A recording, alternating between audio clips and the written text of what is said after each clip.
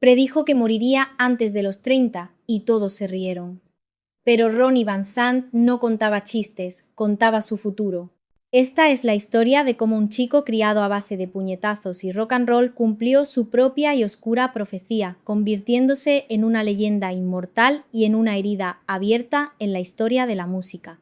El nacimiento de Ronnie Van Zant no fue el comienzo de un cuento de hadas, fue el producto brutal de un entorno donde los puños hablaban más alto que las palabras. Él no nació para ser una estrella de rock, nació para sobrevivir. Imagínate el Jacksonville de 1948, un lugar áspero, húmedo, donde la vida era tan dura como el asfalto y el aire pegajoso del sur se te metía hasta los huesos. Su padre, Lacy Van Zant, era camionero, un hombre que se ganaba el pan en la carretera, pero en su juventud había sido boxeador.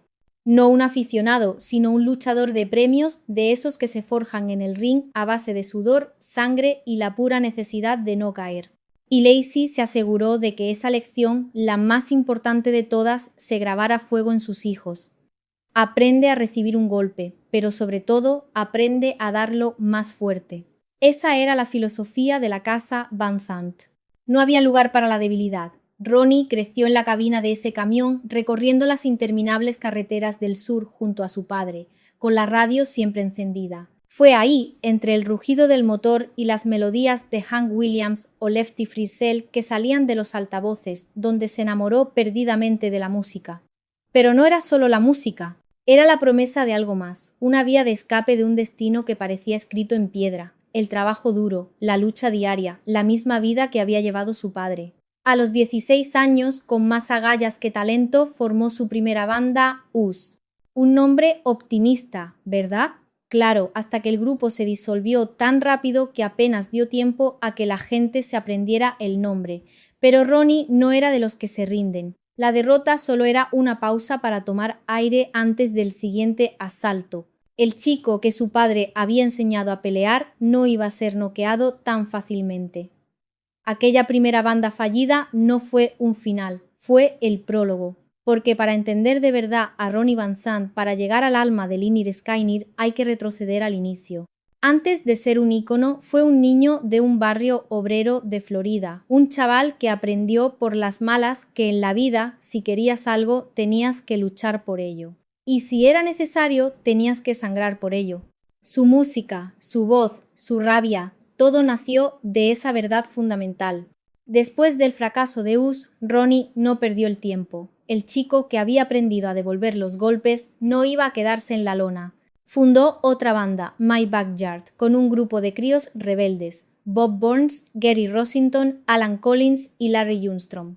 Algunos de ellos apenas tenían 13 años. Sea lo que estaréis pensando, una banda de adolescentes, pero estos no eran unos niños cualquiera, eran marginados, chicos a los que el sistema educativo ya daba por perdidos. Cuando no estaban en el colegio, que era bastante a menudo, cada minuto de su existencia se dedicaba a una sola cosa: forjar su sonido. Cambiaron el nombre a Noble 5 y empezaron a conseguir pequeños conciertos en bailes locales y fiestas de fraternidades. El pago era patético, gasolina para llegar al siguiente bolo y algunas bebidas, muy glamuroso, sí señor, pero para ellos era el paraíso. Mientras sentían que estaban conquistando el mundo en cada escenario improvisado, no todos compartían su entusiasmo. Los ensayos se hacían en los garajes y salones de sus padres, y la vozarrón de Ronnie, potente y cruda como el whisky barato, retumbaba por las tranquilas calles suburbanas. La banda iba rotando de casa en casa, como una plaga de langostas musicales, dependiendo de qué padres aguantaban más el escándalo.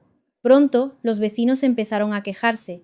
Las llamadas a la policía se convirtieron en algo habitual. El sueño del rock and roll se estaba topando de frente con la dura realidad de la convivencia vecinal, y aquí es donde la historia da un giro. En lugar de decirles que bajaran el volumen, Lacy Van Zant, el exboxeador, hizo lo contrario.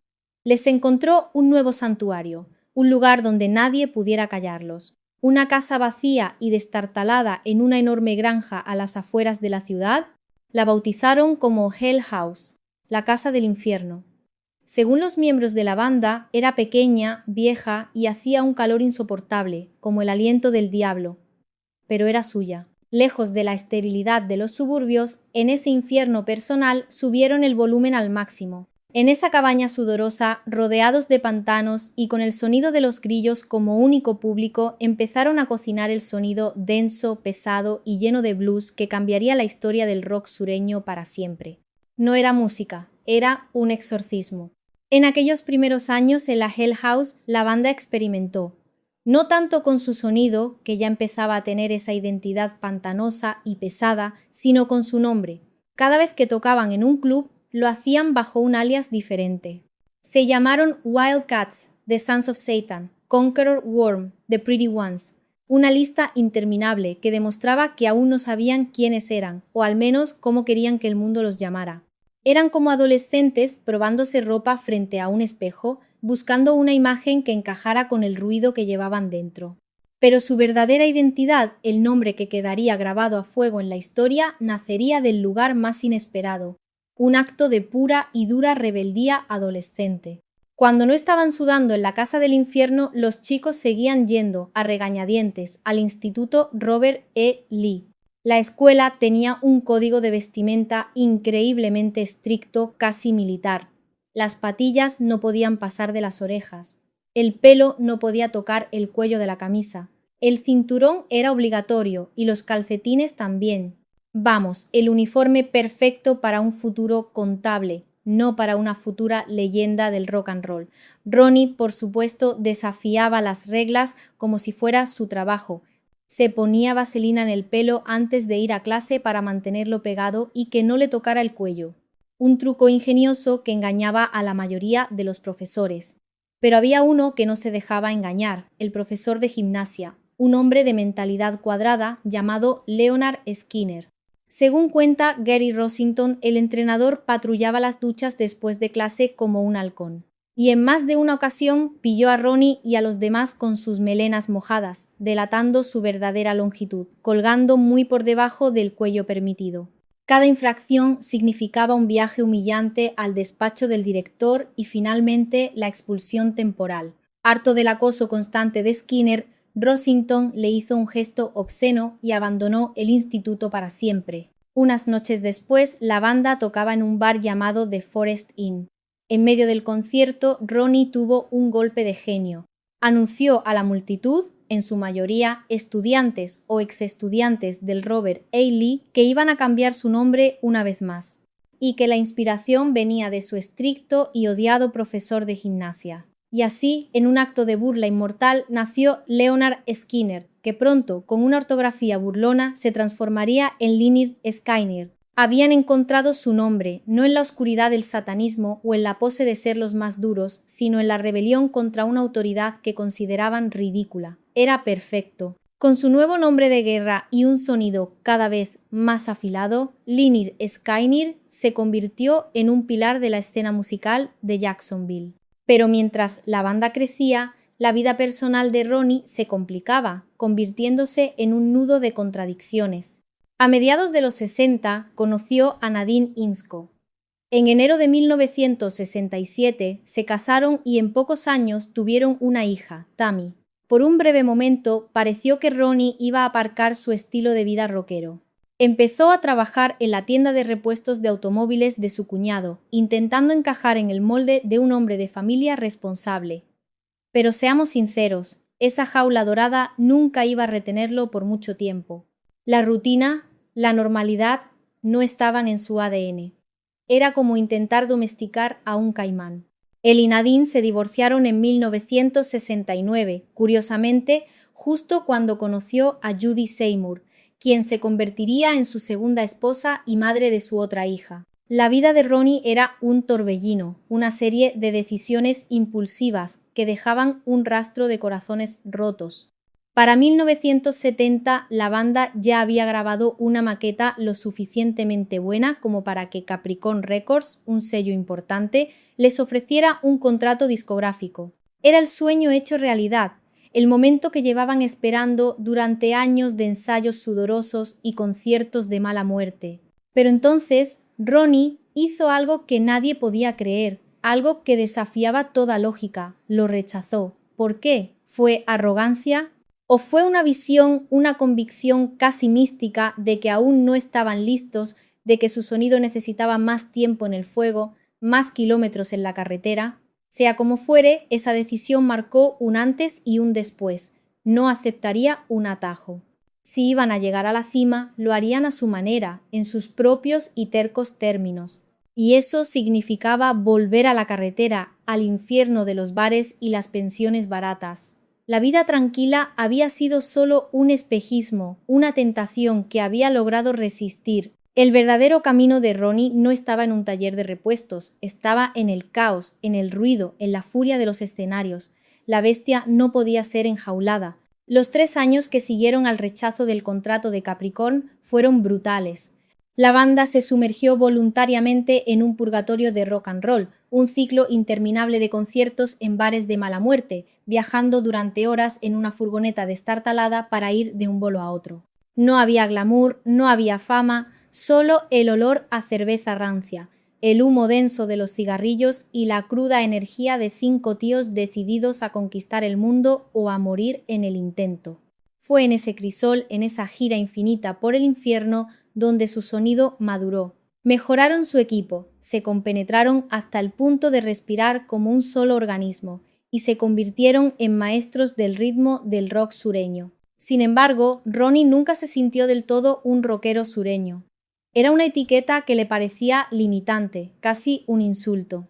Aunque sus letras eran innegablemente del sur, llenas de historias de gente corriente, de lucha y de orgullo, él afirmaba que el sonido de la banda era más continental. Decía que se habían inspirado en las bandas de la invasión británica de los 60, grupos como The Yardbirds, The Animals o Cream. Era una contradicción fascinante, un chico de Jacksonville con el acento del pantano pegado a la garganta, cantando con el alma del blues, pero con la mirada puesta en Londres. Esos 3 años en la carretera fueron su verdadera universidad.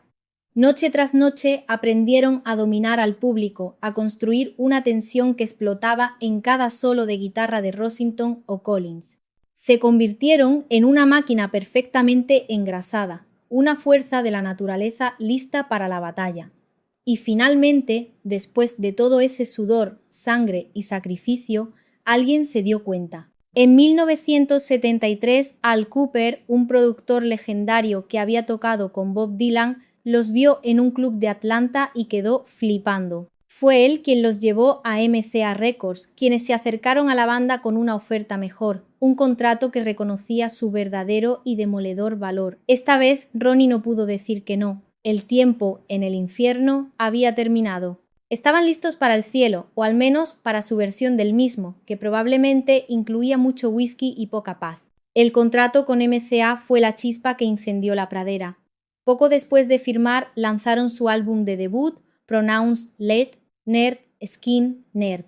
Fue un éxito instantáneo, un puñetazo sonoro que sacudió los cimientos del rock. El disco incluía himnos como Gimme Three Steps, Tuesday's Gone, Simple Man y, por supuesto, la canción que se convertiría en su firma, su testamento, su grito de guerra, Free Bird. La leyenda cuenta que Ronnie escribió la melodía y la letra en solo 3 minutos, un torrente de inspiración divina o demoníaca que capturaba la esencia misma de la banda, un anhelo de libertad tan vasto como el cielo, tan salvaje como un pájaro que no puede ser enjaulado. La canción se convirtió en un monstruo en directo, una catarsis colectiva. En una actuación inmortalizada en el álbum en vivo de 1976 One More From the Road, Ronnie le preguntó a la multitud qué canción querían escuchar. El grito fue unánime, un rugido ensordecedor. Free Bird. La banda les dio exactamente lo que pedían, lanzándose a una versión épica de más de 14 minutos que cimentó su lugar en los anales de la historia del rock. Aquel momento de comunión con el público se convirtió en una especie de ritual, casi un meme. Décadas más tarde, en conciertos de Nirvana o Bob Dylan, cuando los artistas preguntaban al público qué querían oír, siempre había alguien que, con una mezcla de ironía y reverencia, gritaba Free Bird. El escenario era el hábitat natural de Ronnie, su hogar. Famosamente, nunca usaba zapatos al actuar. Le gustaba dar sus conciertos descalzo, sintiendo las vibraciones de la música directamente desde las tablas del escenario, como si quisiera absorber toda esa energía. pero que el pelo largo y los pies descalzos no os confundan. Definitivamente no era un hippie del movimiento Paz y Amor, era pura energía sureña, cruda y sin filtrar. En 1975 tuvo un encontronazo con la ley tras lanzar una mesa por la ventana de un segundo piso de un hotel. No era un ángel, era una fuerza de la naturaleza. Y como todas las fuerzas de la naturaleza, podía ser increíblemente destructivo. El escenario sacaba lo mejor de Ronnie Van Zant, pero fuera de él a menudo salía lo peor. Su temperamento era casi tan famoso como su voz, y sus compañeros de banda lo sabían de primera mano, grabado en su piel a base de moratones. Las reglas de su padre sobre devolver los golpes se habían convertido en su ley. Una vez, Ronnie vio a uno de ellos, el roadie Billy Powell, bebiendo vino directamente de la botella en el escenario durante una canción. En un ataque de ira, sin pensarlo dos veces, le dio un puñetazo en la boca tan fuerte que le rompió varios dientes. Supuestamente hizo lo mismo cuando vio a otro miembro de la banda mirando de forma lasciva a una fan. Y créeme, un puñetazo en la cara era la versión suave de Ronnie. A mediados de los 70, la banda se había ganado a pulso una reputación de bebedores empedernidos a los que les encantaba una buena pelea. Cuando no estaban en el escenario y si no encontraban enemigos externos, simplemente se peleaban entre ellos, dejando a menudo sus camerinos y habitaciones de hotel completamente destrozados. Su agente de prensa, Peter Ruch, no hacía nada para ocultar estas historias, al contrario, creía que añadía mística a la banda, que alimentaba su imagen de forajidos del sur. El salseo vendía, pero el estilo de vida del rock and roll, esa espiral de alcohol, violencia y caos, estaba pasando factura. En 1976, Ronnie ya había sido arrestado más de una docena de veces. Artemus Pyle, el batería que reemplazó a Bob Burns, habló de la montaña rusa emocional que era la vida con Van Zant. Amaba y respetaba a Ronnie, dijo en una entrevista, pero he visto a ese hombre convertirse en el diablo delante de mí y herir a la gente. Esta dualidad es la clave para entenderlo. No era un monstruo, pero llevaba un monstruo dentro, alimentado por el whisky y la presión. Era el artista brillante y el hombre atormentado, atrapado en una jaula dorada de fama y autodestrucción. ¿Fue la presión? ¿El alcohol? ¿O simplemente la manifestación de esa rabia primordial que su padre le había enseñado a canalizar desde niño? Probablemente fue una mezcla explosiva de todo ello. A pesar del caos interno y la violencia, la banda seguía produciendo éxitos. Canciones como Sweet Home Alabama se convirtieron en himnos, consolidando su estatus de superestrellas. Entre 1974 y 1976 lanzaron 4 álbumes más, pero su ascenso meteórico al estrellato era, para algunos, demasiado rápido y furioso. Literalmente. En 1976, el castillo de naipes empezó a temblar. La banda sufrió 2 reveses importantes que en retrospectiva parecen oscuros presagios. Primero, el guitarrista Allen Collins, borracho como una cuba, estrelló su Ford Torino contra otro vehículo aparcado. Luego, Gary Rossington, bajo la influencia del alcohol y las drogas, se quedó dormido al volante de su coche nuevo, un Ford Maverick, y se estrelló contra un roble, derribando un poste de teléfono en el proceso y causando miles de dólares en daños a una casa. Milagrosamente, sobrevivió. Lejos de cuidar a sus compañeros heridos, Ronnie, enfurecido por la cancelación de fechas de la gira, les multó a cada uno con $5,000. Era su forma de impartir disciplina, dura y sin concesiones. La banda incluso escribió una canción sobre ello, That Smell, con la letra El olor a muerte te rodea. Era una advertencia, un grito desesperado, pero había algo más oscuro flotando en el aire. En una entrevista años después, el padre de Ronnie, Lacey, dio un recuerdo escalofriante de su hijo. Dijo que Ronnie era el único de sus hijos que tenía lo que él llamaba segunda vista. Se refería al hecho ominoso de que Ronnie había dicho repetidamente a sus amigos y familiares que no viviría para ver su 30 cumpleaños.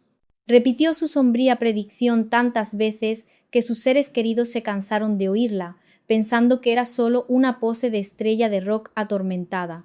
Pero a medida que la fecha se acercaba, a finales de 1977, las predicciones de Ronnie se volvieron inquietantemente precisas. La muerte parecía rondarle, no como una posibilidad, sino como un destino ineludible. El pájaro libre, el que cantaba sobre volar alto y lejos, parecía saber que su vuelo tenía una fecha de caducidad, y el tiempo se estaba agotando. El 17 de octubre de 1977, Lynyrd Skynyrd lanzó su sexto álbum de estudio, Street Survivors, y se preparó para salir de gira. La portada original del álbum era profética y aterradora. Mostraba a los miembros de la banda en una calle de la ciudad de pie, con los edificios a su espalda envueltos en llamas. Nadie podía imaginar que solo 3 días después, esa imagen y todas las oscuras profecías de Ronnie adquirirían una nueva y trágica luz. En los meses previos a ese fatídico octubre, la corista JoJo Billingsley notó algo extraño en el comportamiento de Ronnie. No paraba de referirse a sí mismo como el chico de Mississippi, a pesar de haber nacido y crecido en Florida. Era una obsesión. La única conexión real de Ronnie con Mississippi aún no se había materializado, pero estaba a punto de hacerlo de la forma más brutal e imaginable. El 20 de octubre de 1977, la banda, en la cima de su carrera, abordó un vuelo charter desde Greenville, Carolina del Sur, hacia su próximo concierto en Baton Rouge, Luisiana. El avión era un Convair CV-240, un modelo antiguo que, según se supo después, ya había dado problemas mecánicos. En algún lugar, sobre los pantanos y los densos bosques de las afueras de Gillsburg, Mississippi, los años de predicciones de Ronnie se hicieron realidad. El avión se quedó sin combustible. Ambos motores fallaron. El piloto, en un último y desesperado mensaje a la cabina, les dijo que se prepararan para un aterrizaje forzoso. Mientras el avión, convertido en un ataúd de metal, se precipitaba hacia el suelo, golpeó una hilera de árboles.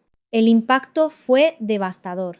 Ronnie Van Zant, que según los supervivientes se había quedado dormido y no llevaba puesto el cinturón de seguridad, salió despedido y se golpeó la cabeza, muriendo en el acto. Tenía, como había predicho innumerables veces, 29 años, a solo 87 días de su 30º cumpleaños. El chico de Mississippi había encontrado su trágico destino en Mississippi. La tragedia, que él mismo había anunciado, finalmente lo alcanzó. Y esta vez no hubo escapatoria. La muerte de Ronnie Van Zant no fue la única tragedia de aquel día. El guitarrista y vocalista de apoyo Steve Gaines, junto con su hermana y también vocalista Cassie Gaines, perecieron en el accidente. El manager de la gira, Dean Kilpatrick, y los 2 pilotos también perdieron la vida. Los afortunados que lograron sobrevivir sufrieron heridas gravísimas, tanto físicas como emocionales, que les marcarían para siempre. Tras un funeral increíblemente emotivo, donde los asistentes, según testigos, literalmente caían al suelo de dolor, los seres queridos de Ronnie lo enterraron en Orange Park, Florida. Lo despidieron con su querida caña de pescar y llevando su característico sombrero negro de ala ancha. Pero ni siquiera la muerte le trajo la paz. En una última y macabra vuelta de tuerca a su historia, en junio del año 2000, unos vándalos profanaron su tumba y la de Steve Gaines, sacando los restos de Ronnie de su ataúd y dejándolos en el suelo. Sinvergüenzas desgraciados. La familia, destrozada, se vio obligada a reubicar sus restos en un lugar secreto para protegerlo. Sin su vocalista, sin su corazón rebelde, Lynyrd Skynyrd se disolvió. Era imposible continuar.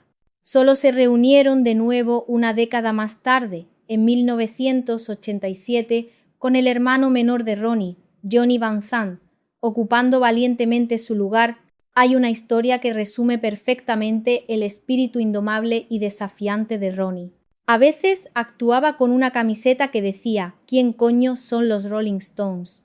La enemistad se remonta a 1976, cuando abrieron para ellos en el Festival de Knebworth. El escenario tenía la forma del famoso logo de los Stones, una boca gigante con la lengua fuera. Mick Jagger, en un alarde de ego, les dijo que lo único que no podían hacer era tocar en la icónica lengua. Ronnie, que no era hombre de aceptar órdenes de nadie, a mitad del concierto, guió a su banda hasta la punta de la lengua para tocar un Freebird atronador. Huelga decir que nunca más volvieron a tocar con Jagger o los Stones. Ese era Ronnie Van Zant, un rebelde hasta el final, un hombre que prefería arder en un instante de gloria que apagarse lentamente en una vida de obediencia. Su voz se silenció aquel 20 de octubre de 1977, pero su grito, el grito del pájaro libre, sigue y seguirá resonando para siempre. Pues eso ha sido todo por el vídeo de hoy. Espero que os haya gustado esta trágica pero fascinante historia. Ronnie Van Zant fue una fuerza de la naturaleza, un poeta de la clase obrera con un demonio dentro, y su música sin duda es inmortal.